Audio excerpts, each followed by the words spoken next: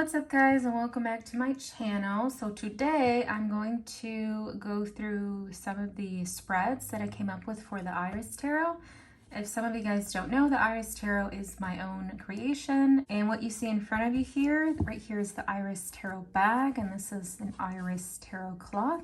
These items unfortunately are not available. They would have been available had the deck gotten funded on Kickstarter, so I just have one copy for myself, I guess, of each item, in case anybody was wondering. So what I'm gonna do for you guys today is go over 3 spreads that I came up with that go with the Eyeris Tarot, and of course you can use it with any other deck, but they were initially created to work with the Eyeris Tarot. Now, if you guys have a copy of the digital guidebook, there are, I think, 5 spreads that I put in the guidebook in total, but 2 of them are kind of like your typical spreads, like card of the day or past, present, future. So we're not going to go over those today. We're going to go over the ones that I specifically created for the Eyeris Tarot. And I'm going to try to put a picture of the spread, how it would look like on the screen, because I don't know if I'm going to be able to fit all the cards here.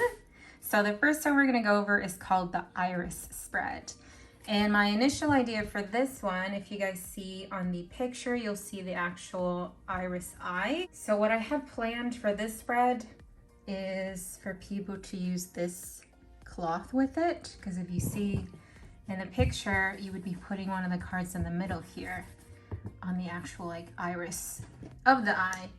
But again, because you guys won't be able to see it totally, I'm just gonna do it on my regular table here. So this one consists of 11 cards. Place the cards as they're pictured below. So you're gonna put 5 cards on top and then 5 cards on the bottom, and in the middle is gonna be the iris. So let me look for the iris card first. We're gonna use the emptiness for one of the spreads, so I'm just gonna put that out, but just give me a second while I look for the iris card. Found it. Okay, so this is the iris card right here.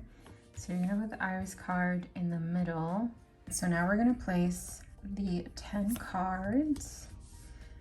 I'm gonna try to my best of my ability to place them so you guys can see them. I might just like pick up my camera to show you guys what it would look like, you know, in person. Because like I said, it's not all gonna fit right here for you guys to see, so you can't even see the bottom of it. Maybe if I move the camera angle, let me try that. There you go, that's a lot better. You could see most of the table here. So the iris card in the middle, and then you have the top cards 1 through 5 on the top, and then you're gonna put bottom. And they don't have to be like, you know, angled like this. You can have like straight 5 up top, straight 5 on the bottom. It's just for aesthetic purposes because of how the Eyeris Tarot cloth would have looked like. So we have our 11 cards laid out now. So cards 1 through 5. Oh, here, let me move them up a little. Let me just move these up a little bit. So cards 1 through 5. On the bottom of the iris is what you need to work on or what you need help with. Cards 1 through 5 above the iris is the guidance for each card that's pertaining to it below. For example, guidance card number 1 up here is going to be for card number 1 below it. So this one is going to be your guidance for this one, so on and so forth, like this. Each section of the cards are for specific energies that can be read separately or as a whole, whichever you guys prefer. So card 1 is going to be based on earth, physical / body, like materialistic things. Card 2 is going to be for air, mental, mind, communication, things like that. Card 3 is going to be for water, emotional, third eye, intuition. Card 4 is going to be for fire, passions, heart, creativity. And then card 5 is going to be for spiritual, wholeness, spirit in general, yin and yang, the balance, things like that. Same thing with the bottom. Just for shits and giggles, we're just going to flip them over to see what we got. So card 1, again, is for earth, physical, body, or materialistic things that we need to work on. So we have the 7 of Pentacles. What I'm getting for the 7 of Pentacles, going within the earth realm on what we have to work on, I'm hearing health. I'm hearing work on making your body feel healthier. It doesn't have to look healthier, because like, you know, looks can be deceiving, right? So I'm getting that you have to work on making your body feel healthier and be healthier. Now, as far as guidance towards the Seven of Pentacles, like what can you do to get started with that, or just general guidance? Oh look, we have another Earth card. We have the Page of Pentacles. So just take it one step at a time, especially when it comes to changing, you know, how your body feels or how your body can react to certain foods or certain things that you intake. It takes time, so just be patient with it. So that's what we got for card 1, right? And this is a pretty hefty spread, I'm guessing, because it's a lot of information that's going to come through. So card 2 is for air, mental, mind, communication, things like that. And we have the Queen of Wands. So what you need to work on is maybe stop being so hastily, or I'm hearing, what's the word? Scorning? Kind of like you're being too scornful. Is that a word? I feel like it is. That's what I got for card 2. How to start working on that. You have the Knight of Swords. That's funny because it deals with communication here too. So how to start working on being mindful of, you know, your approach with how you communicate to others. So probably don't be so hasty. Think before you speak. You know, usually the Knight of Swords has a way with words, right? They're charismatic. And I feel like that's something that you can learn from the Knight of Swords here, with you being the Queen of Wands. And then the third card, again, is for water, emotional, third eye, or intuition. And we got Temperance. What you have to work on in regards to the realm of water emotions, third eye, intuition, is probably finding that inner balance. I feel like that imposter syndrome is coming up a lot. Or I'm also sensing, not necessarily that you gave up on divination in general, or even on your own intuition, but kind of like, I hear blah, like the word blah, like I feel so blah, lethargic. So that's what I'm getting with what, you know, what we have to work on as far as the realm of water, emotion, third eye, intuition. Now, how to get started, or the guidance for that, you have the Five of Cups. Stop beating yourself up so much about it. Imposter syndrome is something it's hard to get through, you know, because like, do you really know for sure if what you're saying or what you're seeing, what you're hearing is true, is valid, or is it just something that you're making up? That's the thing though, you have to trust in the divine. You have to trust in your own intuition. You have to trust that what you're doing is in fact valid and is in fact true, that you're not making it up. And you know what? You know what's funny too? The fact that you're doubting it shows even more how true you are through your intuition, how true and valid you are as a person when it comes to divination and helping others or yourself through divination.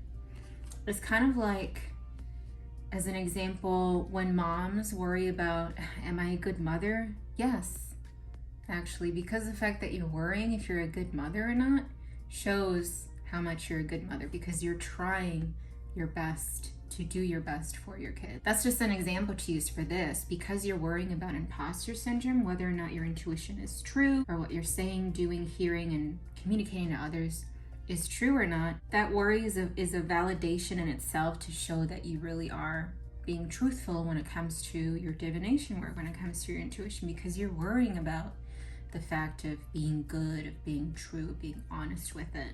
Does that make sense? It's kind of, it's a little difficult to explain, but it's like, I don't know, it's a feeling that you get. Again, this is just an example, guys, just to show you guys how the spread would work.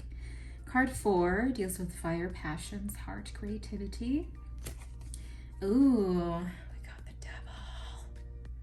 Okay, temptations, passionate temptations. For some reason I saw drinking.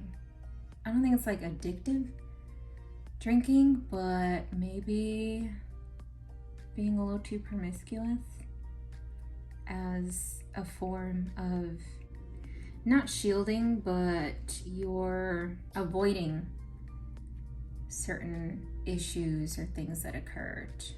I heard denials Like you're avoiding things that you're in denial of, and that's what you're using to push it down, to not face it. And in doing so, you're using things that you're very passionate about to keep you either busy, or you're doing too much of what you're passionate about to help you push down what you don't want to face. That's what I'm getting with the Devil here. Now, what to do to start working on it, or for guidance towards that? We have the Eight of Pentacles.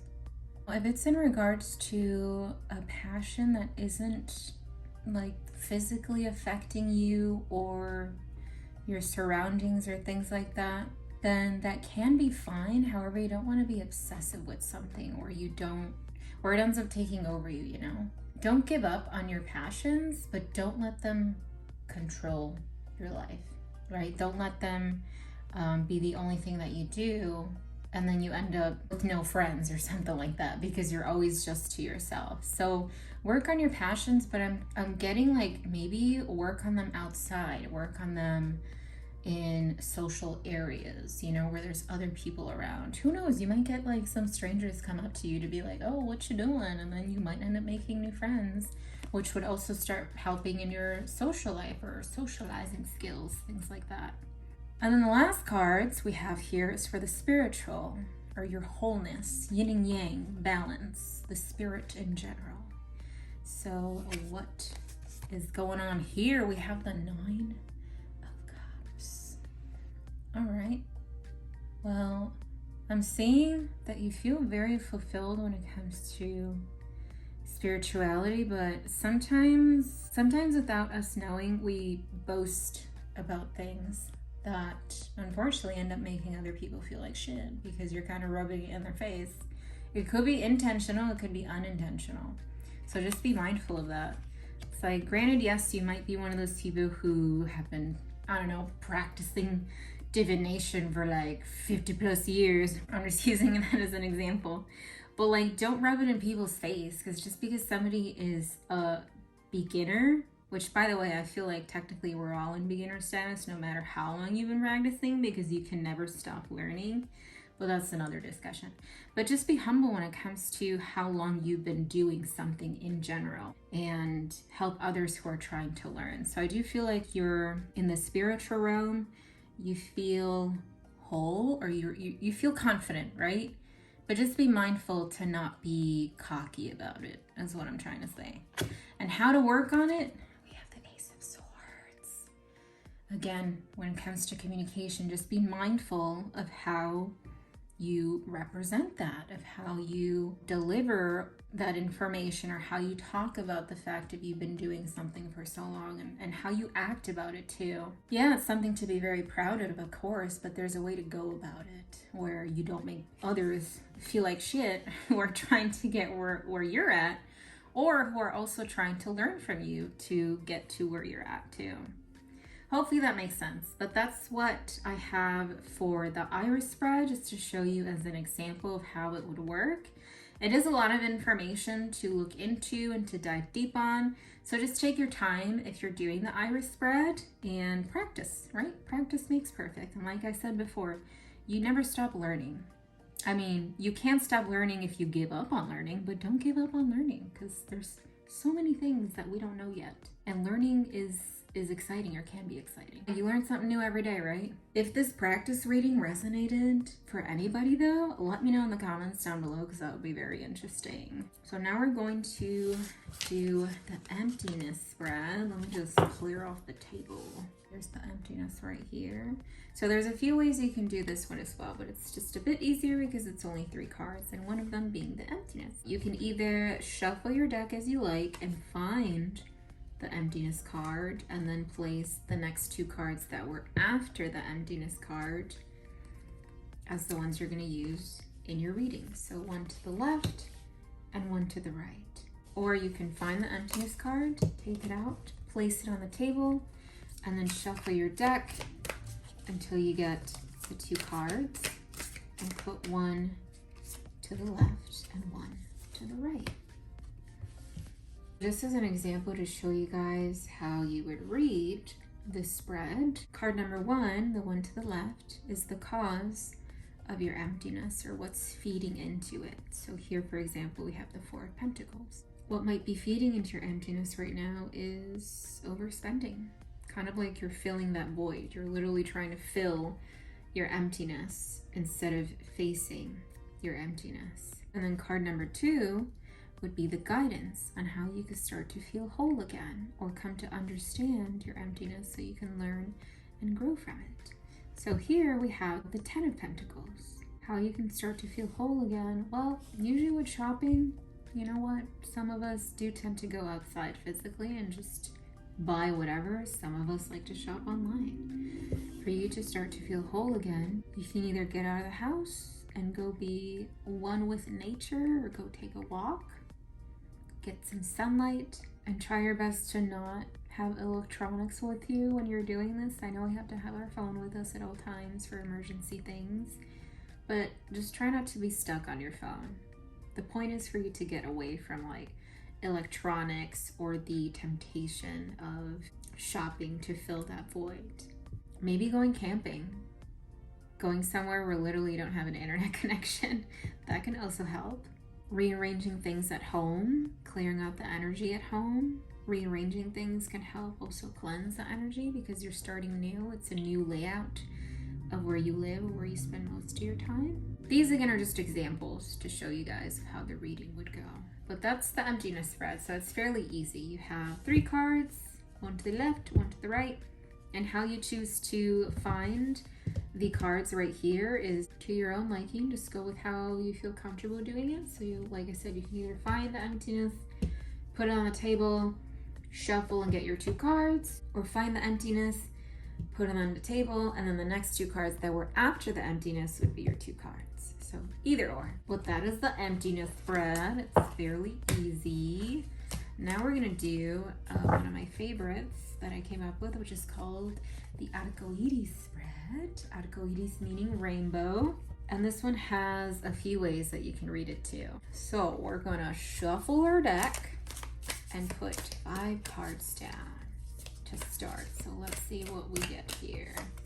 1, 2, is this 3, 4, 5. And then you're gonna lay them out in a line, all 5 cards. So we have the King of Swords, the 5 of Wands, the Queen of Swords. We've got a lot of swords in here. The 10 of Swords, and then the Sun card. All right, so we have our 5 cards. With the Arcoiris Spread, the color that you have more of is going to be your focal point, the current aura or energy that you're working with that's gonna either need a bit of guidance or further reflection on. For this example, what color do you see more of? Purple or violet.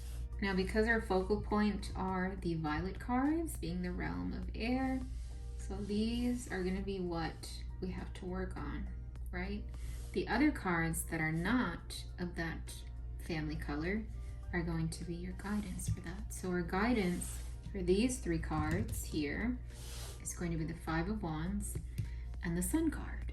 And you can have 2 focal points, so let's grab, I guess, another red card since we have red here to show you guys as an example. Here we go.